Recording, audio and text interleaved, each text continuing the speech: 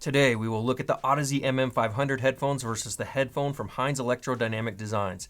Several of you have asked for this comparison, and the price of each headphone at the time of this video is very close, making this a very interesting comparison as the head is used in the mixing and music production industry as well. I've already done full videos of both headphones on our YouTube channel, and we'll link those at the end of this video. So besides briefly touching on the build quality, included accessories, and comfort differences, this video will be primarily focused on the quality of sound differences listening with several amplifiers, both tube and solid state, such as the Chord Hugo TT2, Chord Hugo 2, Audio Research's i50 integrated amplifier, the Anthem Sound pendant no longer being produced, and the OG i5 Pro iCan also no longer being made.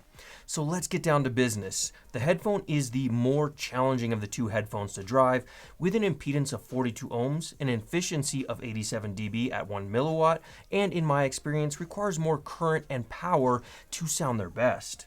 According to Head Audio, the headphone requires a minimum of 200 milliwatts. However, Head recommends greater than 1000 milliwatts for a better quality of sound and performance. The Head has a frequency response of 10 Hz to 40 kHz compared to the MM500's 5 Hz to 50 kHz. The MM500 is easier to drive with a minimum requirement according to Audeze of greater than 100 milliwatts and a recommended greater than 250 milliwatts for better sound and performance. The MM500 has an impedance of 18 ohms and a sensitivity of 100 dB per 1 milliwatt. The MM500 weighs in at 495 grams versus the 730 grams of the Head.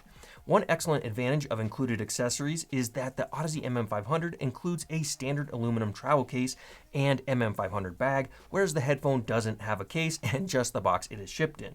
I will touch on the comfort and build quality of each headphone a bit during my sound impressions and also talk about the included accessories when I give my final thoughts. You can also check out each headphone's tech specs and current price in the video description, and remember, we will price match any authorized dealers and have a trade-up program for your old audio gear towards new upgraded equipment you may be looking at purchasing. You can always give us a call or message us through our website with any pricing questions to make sure you are getting the best price. Okay, with the basic technical details out of the way, let's get into the fun part and compare the sound signatures of each of the headphones. I listened to several music playlists, and I will go through a few tracks with you describing the differences I heard most prominently between the two headphones on a few specific songs. Listening to Blue Monday 2016 Remaster from New Order, I first noticed the dynamics and how each headphone punches differently. Neither are very dynamic, punchy sounding headphones. However, the MM500 sounds to have a tighter punch and impact than the headphone. The next thing that stands out is the soundstage and imaging. The MM500 soundstage sounds a bit flatter in depth with a slightly wider left to right size in comparison to the headphone's deeper, taller, and more holographic sounding stage. However, the MM500 soundstage sounds sharper and more focused than that of the Head. From a music listening perspective, the soundstage of the Head is a bit more fun, albeit less accurate sounding at times, with images floating above my head. However, from a music production or mixing perspective, the imaging and precision of the MM500 may be preferred for those of you in that field of work. Listening to how each headphone reproduces bass, neither headphones are bass cannons. However, the headphone sounds like it has a bit more life in the sub-bass regions that can be heard across this badass track. The MM500 trades some of that headphone sub-bass performance for a little more mid-bass magic. The mid-range of the MM500 has a more forward presence with more energy in the upper mid-range, giving a sharper quality of sound with a bit more definition and bite to the electric guitar strings as they are played.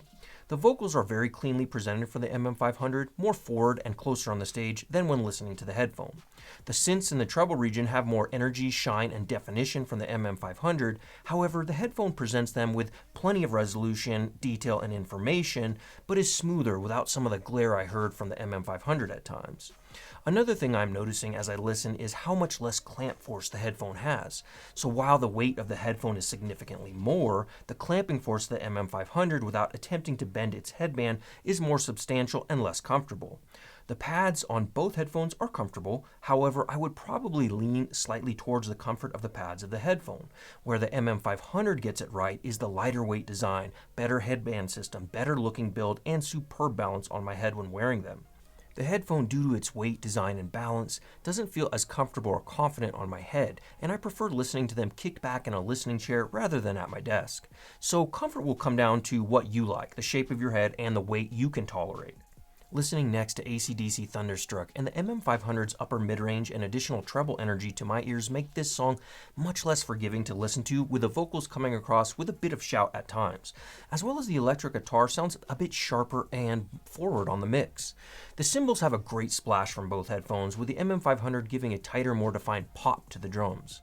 Listening to the headphone and from a pure music listening perspective, I prefer the headphone tuning on this track, which allows Angus's vocals and guitar to sound far more enjoyable, as well as the vocals and guitar of Malcolm Young, as the headphone is less analytical sounding and overall more forgiving for this song and genre of music.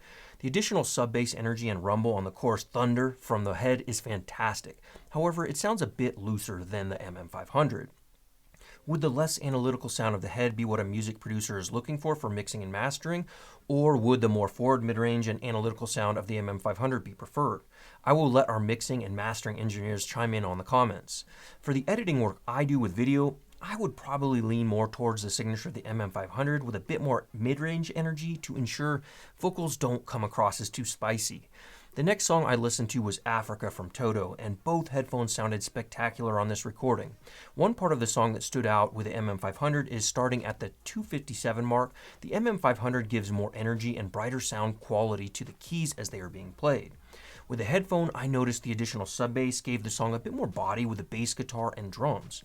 Both headphones do a fantastic job with resolution and detail presentation throughout the song.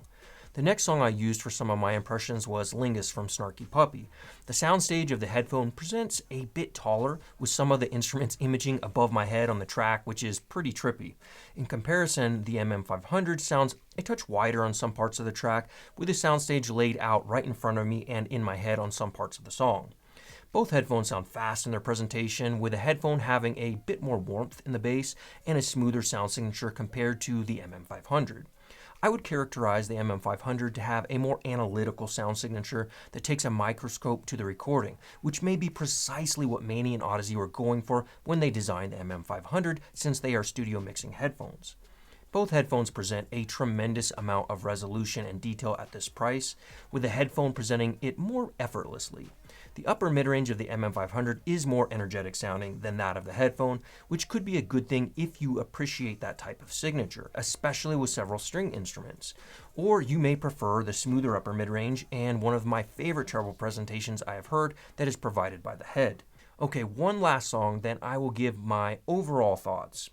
Melody Gardot's Morning Sun off her Currency of Man Deluxe Edition album shows the difference in vocal presentation between the two headphones, as well as the bass. Melody's vocals sound a touch warmer, smoother, and full with a headphone. The MM500 pushes Melody's vocals forward in the mix with a bit more shout at certain times in the song. The bass guitar has more bloom and body to its sound in the bass regions from the head compared to the tighter, more detailed, defined sound of the MM500's bass. Timbre-wise, both headphones are unique, with the MM500 sounding like a technical planar magnetic headphone and the headphone sounding a bit more like a highly resolving, detail-rich headphone with a bit more body and soul. So in conclusion, this was a fascinating comparison. The music lover in me leans more from a sound preference standpoint towards the sound signature of the headphone. However, the video editor in me would lean towards the sound signature of the MM500 for its more forward analytical sound signature, especially for vocals. The overall weight of 730 grams and balance of the head is still something I wish was improved with an update to the headphone. And this is coming from a guy that works out 5 days a week. I think head has the sound part down, especially at this price. I would love to see the comfort and weight prioritized equally to help make them disappear on our heads when listening. Audeze doesn't fully accomplish this either though, with the MM500 having a tighter clamp force and pads that are not quite as soft as the heads. The MM500 does get the weight right, coming in under 500 grams, and the headband system, build quality, and look of the MM500 are exceptional and edge out the headphone in those regards. The MM500 includes a nice aluminum travel case, which is greatly appreciated, especially if you're taking your listening or mixing on the road, whereas the headphone includes nothing. The included cables are decent with both headphones and get the job done. No headphone is perfect, and each is different and unique in its own way, thankfully. Otherwise, this hobby would be very dull. So all I can do is give you my opinion and share my experiences while encouraging you to come see us at Can Jam SoCal next month or visit our 10,000 square foot showroom whenever you're in the SoCal region. Even better, Do both. Check out CanJam and see us at our booth and get on our VIP invite-only after-party list for Monday, September 19th after CanJam is over, and listen to both these headphones side by side in a quiet environment, and you tell us which one you like better. Another couple of things I wanted to mention again is that we most definitely price match at TSAV both in store and online to any authorized dealers. You can call us or message us directly through our website to make sure you get the best price. We also offer that killer trade-in program that lets you trade your old audio gear for store credit for new items. I will link to our trade-up program on our website in the video description below for those sitting on equipment who don't want the hassle of trying to sell it to a private party. We hope you enjoyed this video presentation of my experiences comparing these two fantastic headphones. Let's start the conversations in the video comments on what headphones you would choose for music listening and which you would choose for mixing music. While you are there, smash that like button for us and subscribe today for more headphone comparison videos. Until next time, friends, remember, let the music be your guide.